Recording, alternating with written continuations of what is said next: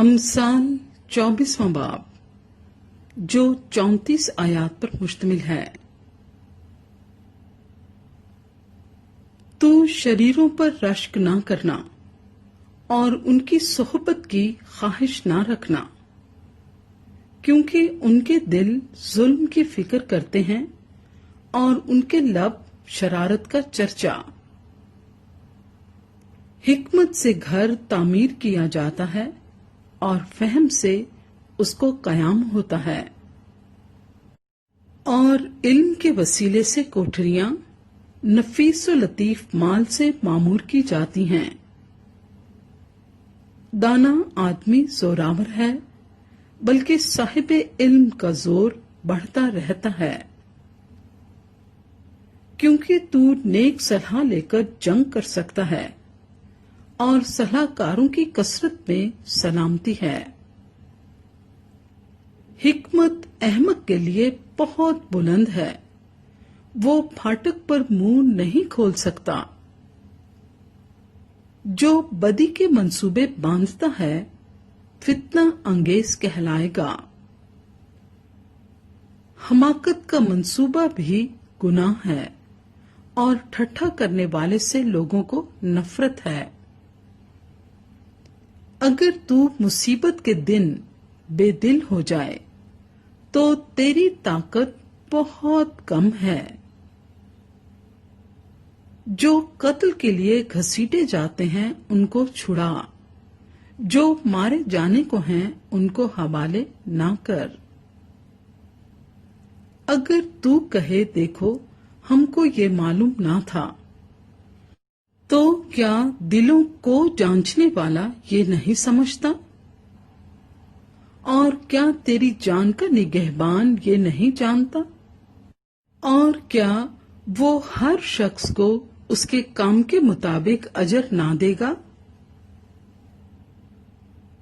اے میرے بیٹے، تو شہد کھا کیونکہ وہ اچھا ہے، اور شہد کا چھتا بھی کیونکہ وہ تجھے میٹھا لگتا ہے۔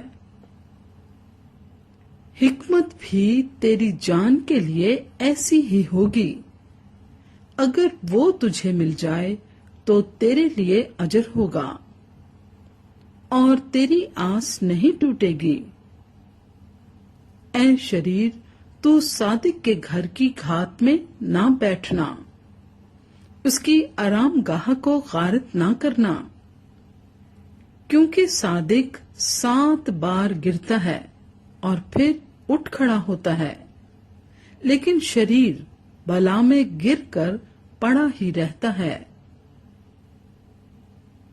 جب تیرا دشمن گر پڑے تو خوشی نہ کرنا، اور جب وہ پچھاڑ کھائے تو دل شاد نہ ہونا۔ مبادا خداوند اسے دیکھ کر ناراض ہو اور اپنا قہر اس پر سے اٹھا لے۔ تو بد کرداروں کے سبب سے بیزار نہ ہو اور شریروں پر رشک نہ کر، کیونکہ بد کردار کے لیے کچھ اجر نہیں، شریروں کا چراغ بجھا دیا جائے گا۔ اے میرے بیٹے، خداوند سے اور بادشاہ سے ڈر، اور مفسدوں کے ساتھ صحبت نہ رکھ، کیونکہ ان پر ناگہاں آفت آئے گی، اور ان دونوں کی طرف سے آنے والی ہلاکت کو کون جانتا ہے؟ یہ بھی داناؤں کے اقوال ہیں۔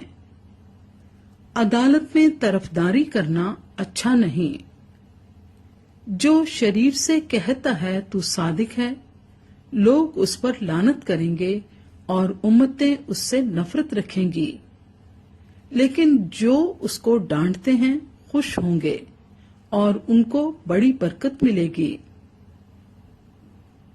جو حق بات کہتا ہے لبوں پر بوسہ دیتا ہے، اپنا کام باہر تیار کر، اسے اپنے لیے کھیت میں درست کر لے، اور اس کے بعد اپنا گھر بنا۔ بے سبب اپنے ہمسائے کے خلاف گواہی نہ دینا، اور اپنے لبوں سے فریب نہ دینا۔ یوں نہ کہہ میں اس سے ویسا ہی کروں گا جیسا اس نے مجھ سے کیا۔ میں اس آدمی سے اس کے کام کے مطابق سلوک کروں گا۔ میں کاہل کے کھیت کے اور بے عقل کے پاکستان کے پاس سے گزرا اور دیکھو وہ سب کا سب کانٹوں سے بھرا تھا اور بچھو بوٹی سے ڈھکا تھا اور اس کی سنگین دیوار گرائی گئی تھی۔ تب میں نے دیکھا اور اس پر خوب غور کیا۔